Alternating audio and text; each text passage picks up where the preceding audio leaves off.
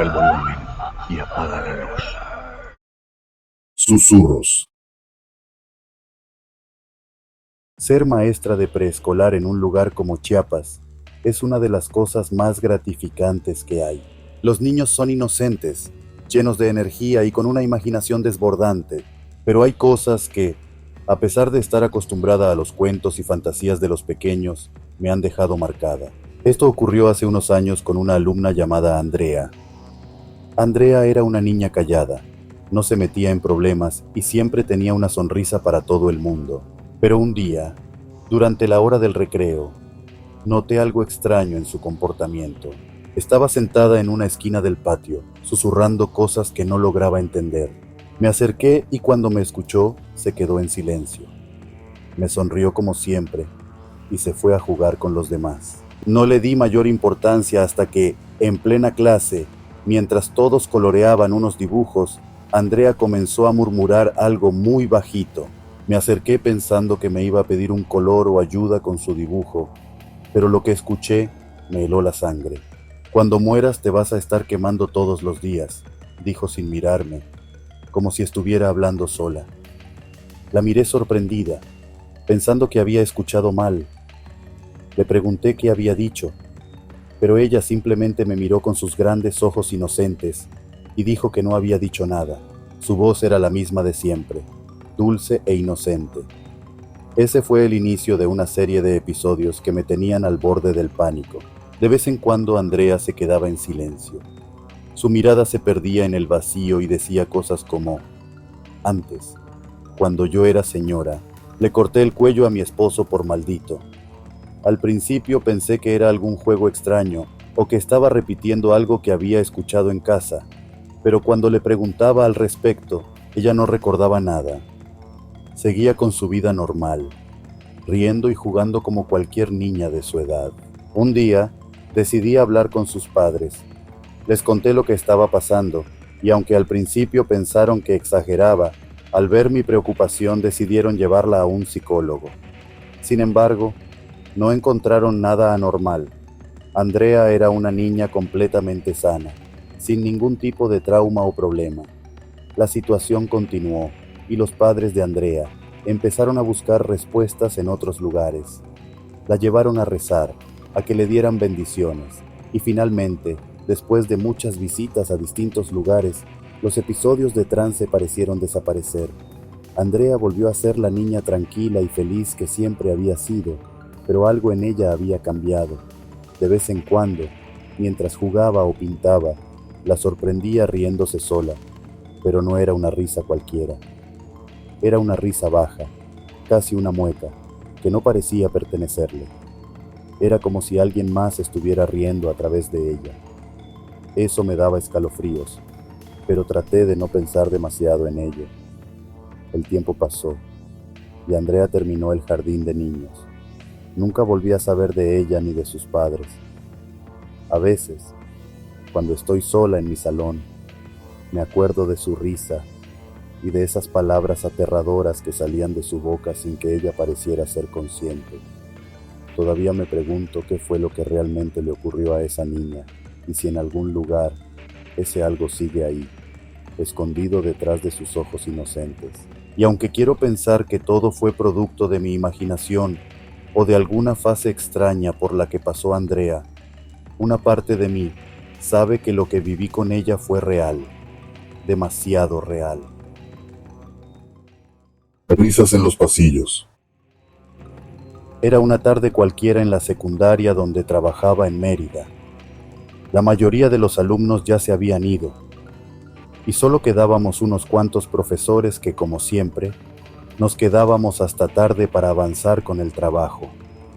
Nos tomábamos en serio lo de planear estrategias de mejora para nuestros estudiantes, así que cada tarde-noche nos juntábamos en el salón de profesores para compartir ideas y preparar las clases.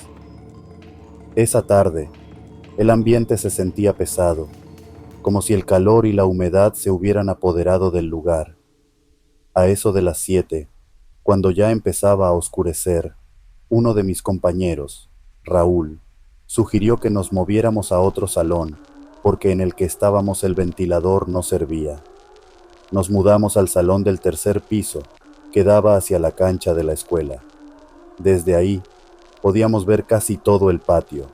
Estábamos hablando de una nueva dinámica para involucrar más a los alumnos cuando, de la nada, escuchamos risas de niños.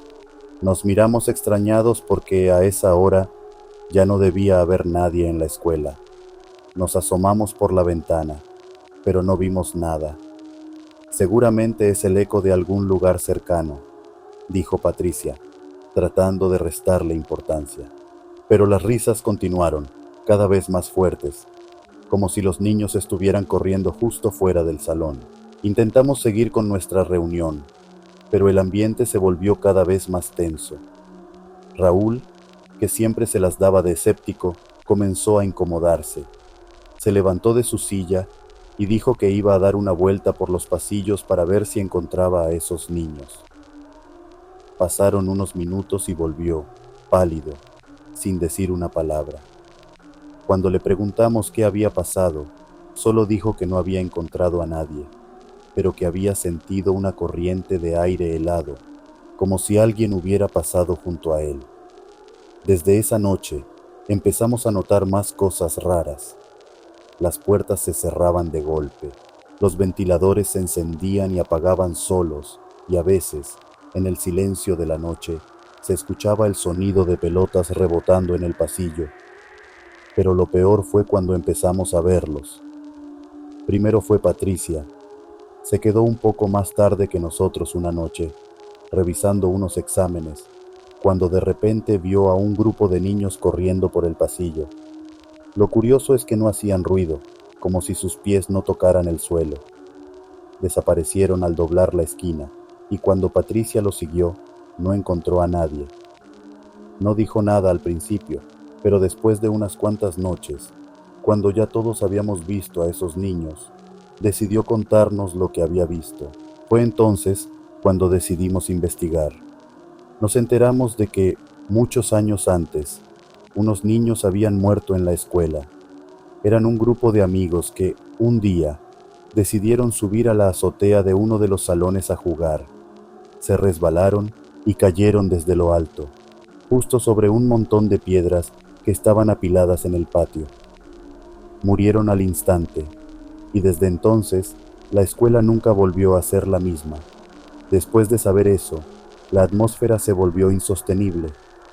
No podíamos concentrarnos en nuestro trabajo, y cada noche que nos quedábamos tarde, los fenómenos se volvían más intensos. Las risas se convirtieron en gritos, y las sombras de los niños parecían seguirnos a todos lados. Al final, no nos quedó otra opción que dejar de trabajar en las noches. La escuela cerraba a las 6 en punto, y nadie se quedaba después de esa hora. Pero cada vez que paso por esa secundaria, siento un escalofrío recorrerme la espalda. Los niños siguen ahí, atrapados entre los muros de la escuela, jugando eternamente en la oscuridad. Y cada vez que el viento sopla, sus risas resuenan por los pasillos. En llamas. Nunca pensé que mi vida cambiaría tanto después de entrar a la secundaria Juan Escutia, en aquel pequeño pueblo de Veracruz. Siempre había escuchado rumores entre los más viejos que decían que esa escuela estaba maldita, pero nunca les hice caso. A lo largo de los años, la gente se había acostumbrado a los chismes, a las historias que se contaban en las noches de calor, cuando los vecinos se reunían en la plaza. Decían que en la escuela pasaban cosas raras, que había sombras en los pasillos y que los maestros se iban sin razón aparente. Pero, ya sabes, todos dicen que esas son puras habladurías de pueblo. Todo comenzó en mi primer año. Yo estaba emocionado, como cualquier chavo que empieza la secundaria, con ganas de conocer a nuevos amigos y de vivir nuevas aventuras. La escuela era grande, con paredes de ladrillo viejo y ventanas oxidadas que parecían no haber sido limpiadas en décadas. El aire olía a humedad y a moho, y las luces parpadeaban de vez en cuando, como si estuvieran a punto de apagarse para siempre. Los primeros días pasaron sin mayor novedad. Hacíamos las mismas bromas, nos molestábamos entre compañeros y hasta intentábamos ligar con las chicas de primero. Pero todo cambió una noche que decidimos quedarnos en la escuela después de clases. Eran como las 6 de la tarde y ya estaba empezando a oscurecer. Nos habíamos juntado unos cuantos en el salón de tercero B para planear una broma al maestro de matemáticas, pero la plática se fue torciendo hasta que empezamos a hablar de las historias que se contaban sobre la escuela. Uno de los más callados del grupo, un chavo llamado Lalo, dijo que su abuela le había contado algo muy raro sobre la escuela.